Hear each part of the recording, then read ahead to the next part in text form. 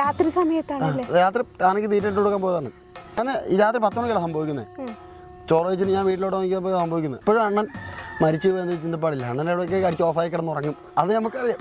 ഇളക്കി വന്നു നമ്മൾ ഈ നടുവ് കുടിഞ്ഞു. നടുവിൽ 13 പൊട്ടലുണ്ടായിരുന്നു. നീ എന്നെ തല്ലിക്കുക, നീ എന്നെ വെട്ടിപ്പൊളിച്ചു. 52 53 വെട്ടി ഞാൻ വെട്ടി. ആനക്കാരെന്നല്ല, ആനക്കാരത്തും അങ്ങനെ പുള്ളിക്കാരന് കലാപമില്ല. ചില സമയം കുരു കൂട്ടും. മനുഷ്യർക്കുണ്ടല്ലോ അല്ലേ ആ ഒരു പൊട്ടലില് എല്ലാം തീർക്കണം. എല്ലാവർക്കും നമസ്കാരം. അപ്പം ഞാനിപ്പോൾ ഇന്ന് എത്തിയിട്ടുള്ളത് തിരുവനന്തപുരം പേരക്ക മണ്ഡപം എന്ന് പറയുന്ന സ്ഥലത്താണ് കേട്ടോ. കൃഷ്ണേട്ടാ നമസ്കാരം. നമസ്കാരം. കുറെ ആയല്ലോ അല്ലേ നമ്മൾ കണ്ടിട്ട്? അതെ അതെ, പട്ടാമ്പി വെച്ചിട്ട് കണ്ടതാണ് കേട്ടോ. അന്ന് നമ്മുടെ ആശാനും കൂടെ ഉണ്ടായിരുന്നു. ഇപ്പൊ വിഷ്ണുവേട്ടൻ നിൽക്കുന്നത് വേണാറ്റുമറ്റം ഉണ്ണിക്കുട്ടനിലാണ്. അവന്റെ വിശേഷങ്ങളിലേക്ക് തന്നെ ഫസ്റ്റ് പോവാം. എന്താണ് നമ്മുടെ ഉണ്ണിക്കുട്ടന്റെ വിശേഷം?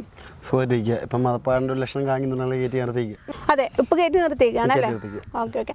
അപ്പോ ഇപ്പൊ എല്ലാവർക്കും തോന്നുന്നത് വിഷ്ണുവേട്ടൻ ഉണ്ണിക്കുട്ടനിൽ ഇല്ല എന്നാണ്. കാരണം പരിപാടി സ്ഥലങ്ങളിലൊക്കെ അപൂർവമാണ് കണ്ടിട്ടുള്ളത്. പിന്നെ ആ ഒരു ഇഷ്യൂ ഉണ്ടായതിന് ശേഷം പിന്നെ നിങ്ങളുടെ ഒരു ഫോട്ടോയോ വീഡിയോസോ ഒന്നും കണ്ടിട്ടില്ല. ഞാൻ വിചാരിച്ചിരുന്നത് നിങ്ങൾ ആനയിൽ നിന്ന് ഒഴിവായിട്ടുണ്ട്.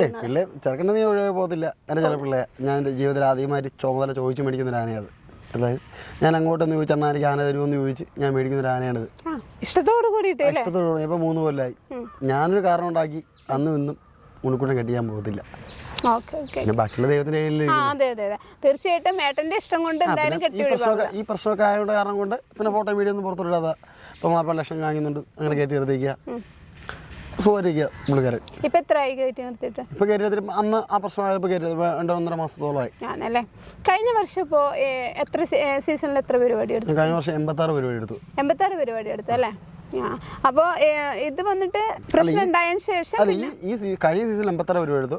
ഈ സീസണിൽ 22 പരിപാടി ആയുള്ളൂ. ഓക്കെ. ഈ സീസണിൽ 22 പരിപാടി, മറ്റേ 86 പരിപാടി കുറച്ച് കൂട്ട് കൊടുത്തായിരുന്നു. ഓക്കെ.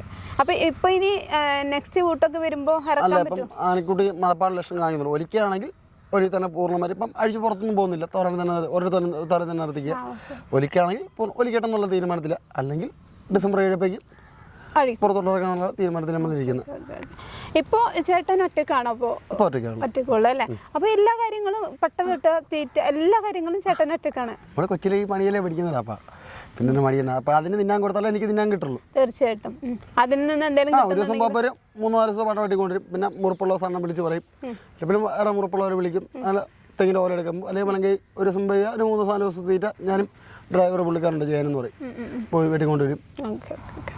അപ്പൊ ഡ്രൈവറൊക്കെ ഉള്ളത് കൊണ്ട് അങ്ങനെ പോണു അല്ലേ? അപ്പൊ ഇപ്പൊ നമ്മള് മതപ്പാടിന്റെ ആ ഒരു എന്താ കാരണങ്ങളൊക്കെ കാണിച്ചുകൊണ്ട് നിൽക്കുകയാണ്. ഇപ്പൊ ചേട്ടാ അടുത്തോട്ട് പോകുമ്പോ ഒലിച്ചോണ്ട് നിന്നാ പോലും ഒന്നാനക്കാരനെയും മോലാളിയും അണ്ണനെ മണിക്കൂട്ടണ്ണനെയും അങ്ങനെ ഓട്ടിക്ക് തിരിച്ചു നോക്കുകയും ചെയ്യത്തില്ല. എന്തുകൊണ്ടായിരിക്കും ഇപ്പൊ അതൊരു എന്നാ ഒരു പിടുത്തമല്ലടാവോ? ഞാൻ റൂമിൽ ഇരിപ്പോണ്ട് തൊട്ട് ഫ്രണ്ടിലാ സംഭവിക്കുന്നത്. പറയാൻ പറ്റത്തില്ല, ഒന്നും അറിയാൻ പറ്റില്ല അല്ലേ? ഫ്രണ്ടിലാ ഒരു 100 മീറ്റർ വ്യത്യാസമേ ഉള്ളൂ. ഇരുട്ടല്ലേ? അതെ. രാത്രി സമയത്താണല്ലേ? രാത്രി ആനക്ക് തീറ്റയിട്ട് കൊടുക്കാൻ പോയതാണ്. തീറ്റയിട്ട് കൊടുത്തിരുന്ന് ചോറ് കഴിക്കാൻ ഞാൻ വീട്ടിൽ പോകും. അണ്ണനും തിറങ്ങനോടെ കിടക്കും. അങ്ങനെയായിരുന്നു. ചിലപ്പോ എന്തെങ്കിലും ചിലപ്പോ കയ്യബദ്ധം വന്നിട്ട് അങ്ങനെ ഒരു സംഭവം ആയി തോന്നുന്നുണ്ടോ ചേട്ടനെ? അങ്ങനെ തന്നെ ആയിരിക്കും. ഉണ്ണിക്കുട്ടൻ എന്തായാലും അറിഞ്ഞുകൊണ്ട് ചെയ്തതല്ല. അപ്പൊ ആനക്കുട്ടി അറിഞ്ഞുകൊണ്ട് ചെയ്തതല്ല. ആനക്കുട്ടി ഫ്രണ്ടിൽ പെട്ടെന്ന് ഒരാൾ വീഴുന്നു. ആ വീട്ടിൽ ആനക്കുട്ടി ചെയ്തതാണ്. തീർച്ചയായിട്ടും. കാരണം 24 മണിക്കൂറും ഞാൻ ഇപ്പൊ ഈ ആനയുടെ ഒന്നാം പാപ്പൻ എന്ന് പറഞ്ഞാൽ 24 മണിക്കൂറിൽ 23 മണിക്കൂറും 59 മിനിറ്റും ഇയാളുടെ കാര്യങ്ങൾ കാണുന്ന രാവും പകലും. ഞാൻ പറഞ്ഞാൽ കാരണം തിരികെ പോകും. ഒരു പരിപാടിക്ക് മണിക്ക് പോകുമ്പോൾ ഞാൻ പോകും. ഇപ്പോൾ പരിപാടിക്ക് പോകണമെങ്കിൽ പോലും അണ്ണൻ സത്യം കഴുകി ചങ്ങര വരട്ട് കൊണ്ട് ഫ്രണ്ട് എവിടെയെങ്കിലും മുട്ട് കൊളുത്തി നിർത്തരും. കുറി കടിച്ച് കൊമ്പ ഫിറ്റ് ചെയ്തെന്ന് പറയും. ഞാൻ കിടന്ന് ഉറങ്ങാണെങ്കിലും അണ്ണാ ചെയ്ത് കൊണ്ട് നിർത്തിയിട്ട് ഞാൻ ഉറക്കത്തിന് വിളിക്കുള്ളൂ. എല്ലാ കാര്യങ്ങളും ചെയ്തിട്ടാണ് ചേട്ടനെ വിളിക്കുള്ളൂ. പണ്ട് ചായ പിടിക്കാൻ പോയാൽ പോലും ചായ മേടിച്ചോണ്ട് ഇപ്പം വേറൊരു സൈറ്റില്ല. ഇപ്പോൾ ആണെങ്കിൽ അണ്ണൻ വെളുപ്പിൽ ചായ പിടിക്കാൻ ചായ മേടിച്ചോണ്ട് അണ്ണൻ പോയി അണ്ണൻ വെളുപ്പിൽ 5 മണിക്ക് കഴിക്കും. ചെന്ന് ചായ മേടിച്ചോണ്ട് തലമുടി വെച്ചിട്ടാ ചായ കുടി, ഞാൻ ആണെങ്കിൽ പൊടി കഴിച്ചിട്ട് വരാം. എന്നിട്ട് കഴുകി കൊണ്ടുവരപ്പോൾ ഞാൻ ചായ കുടിച്ച് അപ്പോൾ അനത്തപ്പോൾ ഞാൻ കഴുകി കൊണ്ടുവരുത്തി. അപ്പം എന്നെ കുളിക്കാം.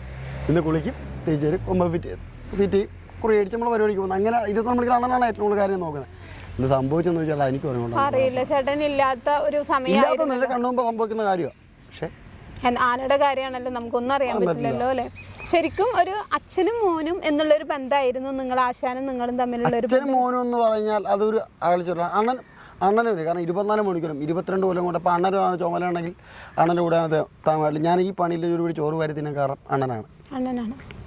അണ്ണൻ കാരണം അമ്മോനെ ഒരു പിടി ചോറ് വാരി തിന്നാൻ ഞാൻ പ്രാപ്തനാവുന്നത്. അപ്പോഴും അണ്ണൻ പോലും എനിക്ക് വേറെ എന്തോ ഉള്ളു. ഇപ്പോഴും അണ്ണൻ മരിച്ചു പോയെന്ന് ചിന്തപ്പാടില്ല. അണ്ണൻ എവിടെയൊക്കെ അടിച്ച് ഓഫായി കിടന്നുറങ്ങും. അത് നമുക്കറിയാം. ഒരു പറമ്പ് വരും പറമ്പിൽ നിന്ന് എവിടെയെങ്കിലും അടിച്ച് ഓഫായി കിടന്നുറങ്ങും എന്നുള്ള ചിന്ത ഇപ്പോഴും ഉള്ളത്.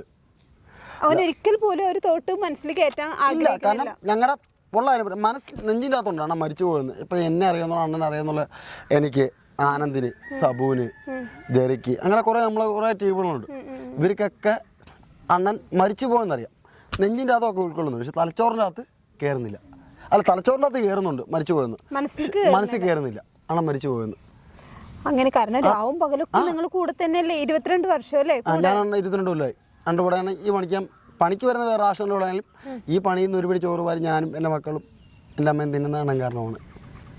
അതെ, അവരിൽ നിന്നാണ് ഒരു ചെറിയൊരു ധൈര്യമെങ്കിലും കൂടെ നിന്ന് നമ്മൾ സമ്പാദിച്ചെടുത്തിട്ടുള്ളത്. സമ്പാദിച്ചല്ല, ഈ പണി എന്ന് പറഞ്ഞു എനിക്ക് പറഞ്ഞിട്ടുള്ളതാണ്. ഒരാണെ മേലിക്കത് ഒരു ലക്ഷം മരം പിടിച്ച് വയ്ക്കാനായാലും, ഒരാണെ വെള്ളത്തിൽ കൊണ്ട് കാലിലിരുത്താനായാലും, മേലിൽ നിന്ന് പണിയിലും മൂട്ടിൽ നിന്ന് പണിയിലും, ഒരാന എങ്ങനെ നമുക്ക് ഉടക്കിയിടാം, അല്ല എങ്ങനെ ഒരു അട്ടി കൊടുത്ത ആന വിളിക്കും, തിന്നത് എങ്ങനെ കക്കി വയ്ക്കും, എങ്ങനെ ഉടക്കാം എന്നൊക്കെയാണ് ഓരാനകളെന്നും പറഞ്ഞു തന്നു. രണ്ട് അനുഭവം കൊണ്ടാണ് രണ്ടോ അടിക്കപ്പിക്ക് എല്ലാ കാര്യം പറഞ്ഞു തരും കേട്ടോ. അടിക്കണം. ഞാൻ ഇപ്പോൾ ഒരു വീഡിയോ എനിക്ക് കാണിച്ചത് എൻ്റെ ഫോണിൽ. അണ്ണൻ ഈ മരിക്കുന്നതിനും ഒരു 6-7 മണിക്കൂർ മുമ്പുള്ളൊരു വീഡിയോ ആണ് നമ്മൾ നേരത്തെ കണ്ടത്. അപ്പോഴ അതിൽ നിന്ന് മനസ്സിലാവും അണ്ണൻ അടിച്ചു കഴിഞ്ഞാൽ എല്ലാ കാര്യം പറഞ്ഞു. അടിച്ചു കഴിഞ്ഞാൽ ആനപ്പണി എന്താണെന്നുള്ളത് കറക്റ്റ് ആയിട്ട് പറഞ്ഞു. കുറേ താനക്കാരണം കേട്ടോ. ഏതൊരാനയും അതിന് എന്തെന്ന് പറഞ്ഞാൽ അവന് ഉയരുണ്ടെങ്കിൽ കഴിച്ചോണ്ട് പോയിരിക്കും. അത് കൂത്തുമെന്ന് പറയും, കൊല്ലുമെന്ന് പറഞ്ഞാലും വലിച്ചേരെന്ന് പറയും, വഴിച്ചോണ്ട് പോയിരിക്കും. അവനെ ചുമല എടുത്ത വഴിച്ചോണ്ട് അവൻ പറഞ്ഞോ, അവൻ അഴിച്ചോണ്ട് പോയിരിക്കും. കൊലയാനാണെങ്കിലും പണിയാനാണെങ്കിലും അല്ലേ, അത് വിഷയുള്ള കേസല്ല. ആനയാണോ, ജീവനുണ്ടോ, കൊണ്ടുപോയിരിക്കും. കൊണ്ടുപോയിരിക്കും. എന്നാൽ വേറെ മൈൻഡാണ്. ഇപ്പോഴും ചേട്ടന് പറയുമ്പോൾ ഞങ്ങൾ വന്നിരുന്ന സമയത്ത് ഒരുപാട് ഫോട്ടോസും ഒരുപാട് വീഡിയോസും കാണിച്ചു തന്നു കേട്ടാ. അപ്പോൾ അവര് പറയുമ്പോൾ 10-22 വർഷം എന്നൊക്കെ പറയുമ്പോൾ ഞാൻ 14 വയസ്സിലാണ് കൂടെ കൂടുന്നത്. എൻ്റെ 14 വയസ്സിൽ എനിക്ക് 34 വയസ്സായത്. 21 കൊല്ലം കൊണ്ട് അണ്ണൻ്റെ കൂടെ തന്നെ ഉണ്ട്. അപ്പം അണ്ണൻ ചുമലായിട്ട് പണ്ട കൂടെ നിൽക്കും. എൻ്റെ ആണെങ്കിൽ ചുമലായിട്ട് ഇപ്പം ഞാൻ കേരളത്തിൽ ഒരു 10-12 കൊല്ലമായി. അപ്പോൾ ഈ അണ്ണൻ തമിഴ്നാട്ടിലായിരുന്നു പൂർണ്ണം. പക്ഷെ അതുകൊണ്ട് കോൺടാക്ട് വല്ലപ്പോഴും കോൺടാക്ട് ഉണ്ട്, വിളിക്കും. പക്ഷെ ഇപ്പം അണ്ണൻ 2 കൊല്ലം എൻ്റെ കൂടെ നിൽക്കുന്നത്. എന്ത് പറയാൻ പറ്റും എന്നുള്ള സാഹചര്യമാണ്. അപ്പം തീർച്ചയായിട്ടും നമ്മൾ മനുഷ്യരാണ്, മൃഗം. ഈ പറമ്പിനകത്ത് സംഭവിക്കുന്ന കാര്യമാണ്, ഒന്നും പറയാൻ പറ്റുന്ന അവസ്ഥ. ഉൾക്കൊള്ളാൻ പറ്റിയിട്ടില്ല എന്നുള്ളതാണ് സത്യം. അപ്പോൾ അങ്ങനെയാണ് ഇപ്പോൾ കാര്യങ്ങൾ. അപ്പോൾ ചേട്ടനിപ്പോൾ ഏതൊരു ആനയും അഴിക്കുമ്പോൾ, പുതിയതായിട്ട് അഴിക്കുമ്പോൾ ചേട്ടൻ അവിടെ വിളിച്ചിട്ട് ഓരോ കാര്യങ്ങൾ അന്വേഷിക്കാറുണ്ട്? ഇല്ല, അണ്ണൻ അങ്ങനെ അന്വേഷിക്കുന്നില്ല. അപ്പം അണ്ണൻ വിളിക്കുവാണ്. അണ്ണന് ഇടയ്ക്കിടയ്ക്ക് അടിച്ച് വിറ്റായി ഫോണെ കൊണ്ട് കളയും. എൻ്റെ നമ്പർ കാണട്ടെ. ഞാൻ എൻ്റെ 81 56 730 നമ്പർ 19 കൊല്ലം കൊണ്ട് ഞാൻ ഉപയോഗിക്കുന്ന നമ്പറാണ്. അതെൻ്റെ അമ്മയുടെ പേരിൽ പണ്ടത്തെ ഹച്ചെന്ന് പറയുന്ന സിമ്മായപ്പോൾ എടുക്കുന്ന ഫോണാണ്, നമ്പറാണിത്. ഇതിങ്ങനെ പോർട്ട് ചെയ്ത് ഇപ്പോൾ ജീവൻ ഇപ്പോൾ ഉണ്ട്. പക്ഷേ ഈ നമ്പർ അണ്ണന് കാണാപ്പാടമാണ്. അണ്ണാണെന്നല്ല, എൻ്റെ കൂടെ ഒരുവിധം പാപ്പന്മാർക്കും, സഞ്ജുവിനായാലും ആരോമലിനായാലും അങ്ങനെ ഒരുവിധം ടീമൊക്കെ അല്ല ഈ നമ്പർ കാണാപ്പാടും. അപ്പോൾ അതുകൊണ്ട് ഏത് ഫോണ് പോയാലും വിളിക്കും. അങ്ങനെ അപ്പോൾ ആ ഒരു ബന്ധം അന്നും ഇന്നും എപ്പോഴും കീപ്പ് ചെയ്തിട്ടുണ്ട്. മരണം വരെ കീപ്പ് ചെയ്തിട്ടുണ്ടായിരുന്നു. പക്ഷെ മരണത്തിന് നമ്മളെ തോൽപ്പിക്കാൻ കഴിയുന്ന മരണമാണ് നമ്മൾ. ശരിക്കും ആ ഒരു സംഭവം കഴിഞ്ഞിട്ട് തത്സമയം മരിച്ചിരുന്നത് ഹോസ്പിറ്റലിൽ പോകും. അണ്ണന് രാത്രി 10 മണിക്കാണ് സംഭവിക്കുന്നത്.